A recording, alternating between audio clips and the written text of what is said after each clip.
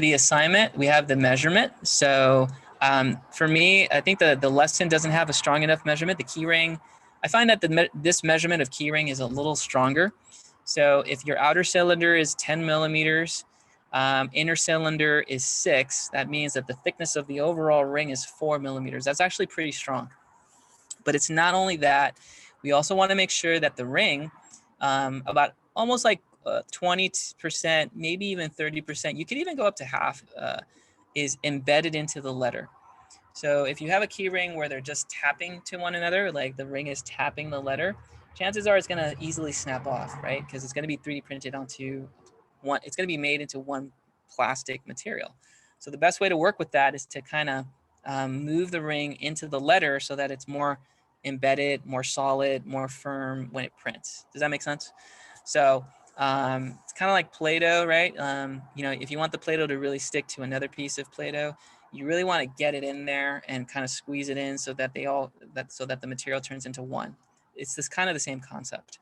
So we want the materials to kind of work together with one another, and PLA, which is the plastic, it does handle a bit of a high level of pressure, but that pressure will only work if the materials are within one another or shaped within one another. So please refer to the topics for the specific measurement if you need to know the specific measurement of the key ring to make sure, okay? The other thing about the key ring, and we'll give everybody some time to work on the design, let me go ahead and open that, is that, where's that, 3D printing?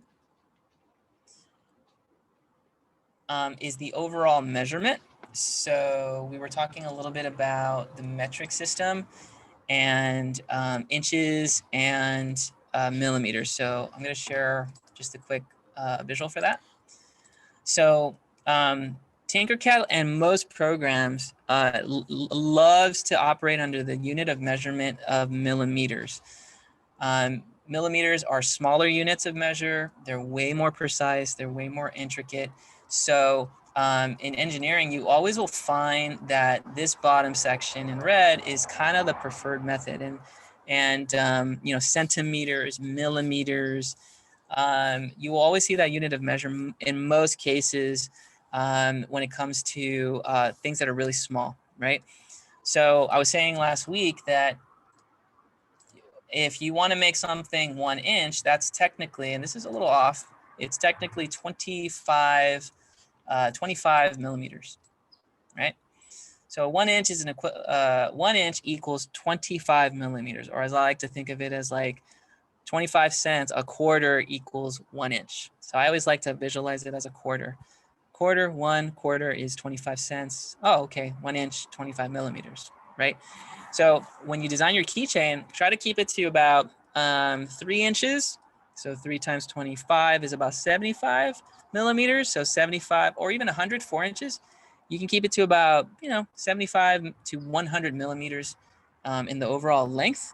And you should be okay for it to print. The bigger the object, the longer it takes to print, right? So just something to kind of keep in mind. But Tinkercad does allow you to switch to inches, which I'll run through you guys right now. So it is possible to switch Tinkercad into a inches mode, and I'll show you how to do that through the workspace right now. So let me go ahead and clear. I'm going to share my screen.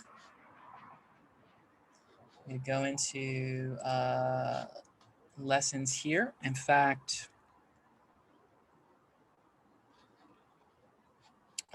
yeah, we can go with my old, one of my first keychains here for the school.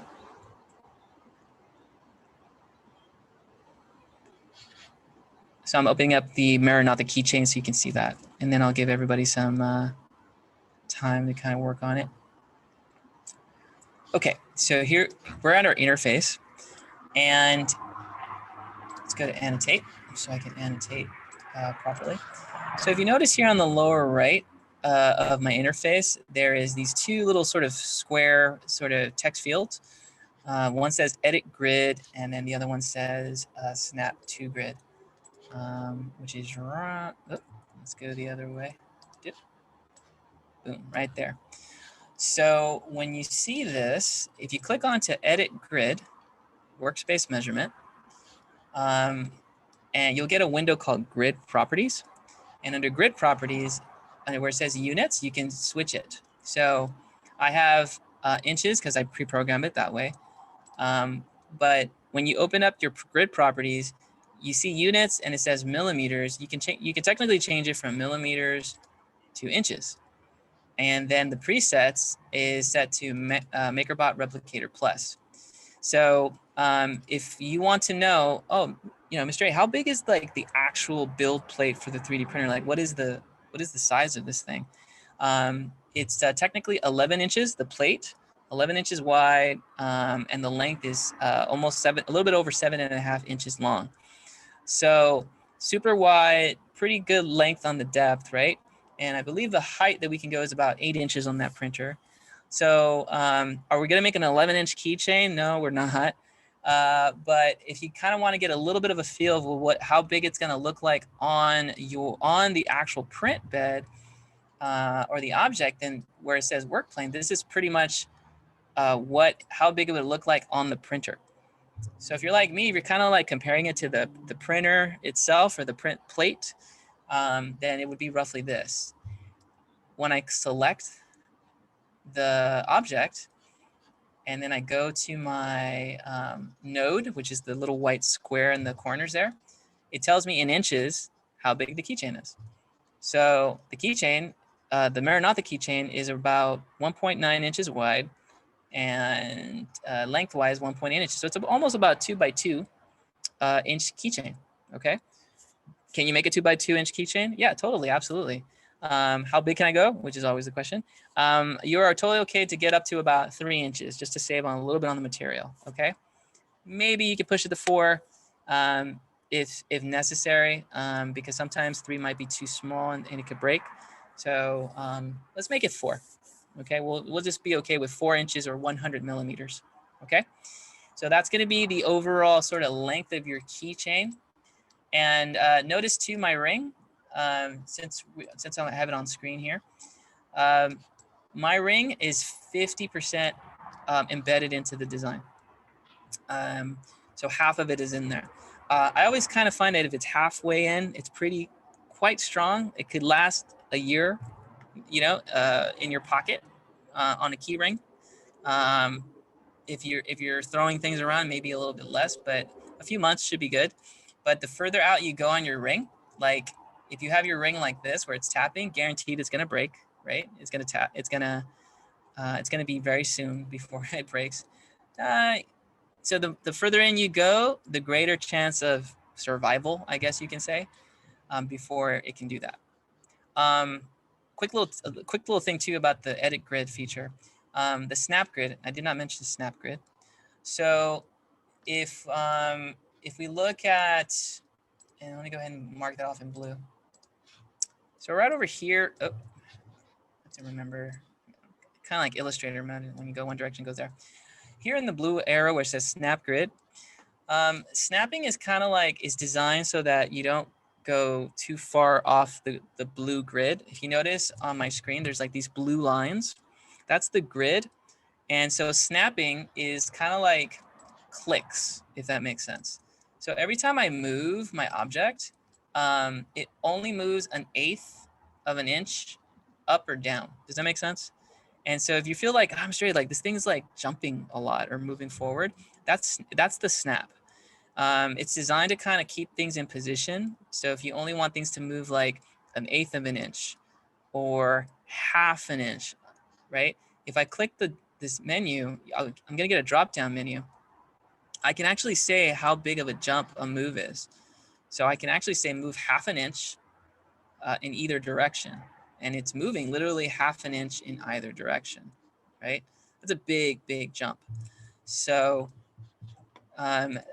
typically I like the 1/64th because it's kind of like, it feels very Illustrator. If anyone's familiar with Illustrator, that's kind of like a nudge. It's kind of like a nudge, like a 1/64th of an inch here and there, which is not too bad. If you're super precise, you can shut it off, and shutting it off will move all very, it's almost like centimeters, if not a hundredth of a centimeter, or a hundredth of a millimeter in either direction. So fractions upon fractions. So it's very fluid, very precise, I guess you could say. So this gives you the full free range of movement if that's what you're looking for. So you can either go snap grid off if you'd like things to move very freely, or you can go 1/64th if you want a little bit of that nudge to give you just a little bit of a feel of a control. And if you're an Adobe user, the 1/64th is kind of like a similar as to a nudge there. Okay, so that being said, I have a couple of questions. What are the measurements for the keyring? So I think I may have answered that question a few minutes ago. So I did. Can you show how to make the keyring? Yes. So to make a keyring, basically it's 2 cylinders that create the ring. So you're going to create it, and let me go ahead and clear out my annotation. So you're going to use a solid cylinder and a clear cylinder to make that keyring. And if I was to ungroup this, let's take a look, ungroup, then you'll notice that my keychain is really a keyring, excuse me. The keyring is really a cylinder and a solid cylinder and what you would basically call like a whole cylinder or a punch through cylinder, transparent or see-through cylinder combined. So in this instance, what you would do is, and let's kind of switch it over to edit grid. I'm going to switch back to millimeters, update the grid, right? It's about 11, give or take. And then the height or the thickness is about 4. So basically what you're going to do is, for this one, this is about half that, so 6 and 6, is that you're going to simply click, select a cylinder. It's going to come in pretty tall, right? And it's like almost like 20 millimeters roughly is the default. And you're basically going to size it, okay? You can click onto the node. Let's go ahead and zoom in here. I'm going to close the drawer so we can see that, close the shape. Okay, so we're going to see here, and here's the node, and we're going to click onto it. So first thing we're going to do is that we're just going to click onto the node, and we're going to bring this down. It's at 1 millimeter increment, so that's okay. We're going to bring it down to about 4 millimeters height or thickness, right? What you could also do is that you can click onto the number or tap the number and type in 4.0, hit enter, and it can resize it for you. So you can either click, hold, pull, or you can click the number, enter the number, hit return, and it will size it that way. Same idea here. I'm gonna kind of go overhead, and from here, I'm going to select a corner. It's at 20 millimeters. I want it to be 10. So I'm gonna click, hold the click, and I'm just gonna size it down so that it's horizontal, both sides basically, so that the length and the width is 10 and 10 millimeters, okay? So I can do it that way, or I can literally just punch in the number 10, enter, 10, enter, 10.0, enter, and I'll size it to a 1010, okay? And that completes that solid cylinder. Now I'm gonna bring in the hole or the cylinder that's gonna punch through it. Again, it's gonna look pretty big, right? So we're gonna need to resize it. So I'm gonna wanna make this smaller, the height. So I'm gonna click, bring it down, make it into like a 4 or 5. Remember, it's gonna punch through it, so it should be slightly longer. So I'm gonna make that 5. Again, type it in or pull down. And then the inner, I wanna make it smaller than the actual orange ring, width and height. So that magic number is 6. So I'm going to make this 6.0. And I'm going to make the length there 6.0. And I technically have a cylinder that's slightly longer than the keyring. and I'm going to combine them. Let's kind of center it here. So how do I combine them? Well, I can manually combine them by clicking, pulling the ring into the center of the object as best as I can, right? I can snap grid to about 1 millimeter if that helps, okay? And do it that way. The other thing I can do is called an alignment. And what an alignment does is that if you select 2 or more objects and then go to this tool on the upper right that kind of looks like 2 triangles. Actually, that's the reflect. So let's make sure I'm not giving you the wrong information. This is, no, that's the mirror, excuse me, align. So it's the vertical line with the 2 squares. If you select 2 or more objects and highlight where it's blue here, the vertical line with 2 rectangles, that's called an alignment or the alignment tool. If I click onto it, then I get like these sort of lines with circles at the end.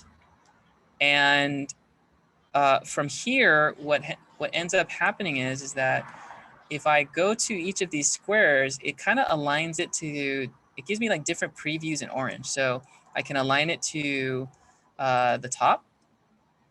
Okay. So I'll try that. I'll do it multiple times.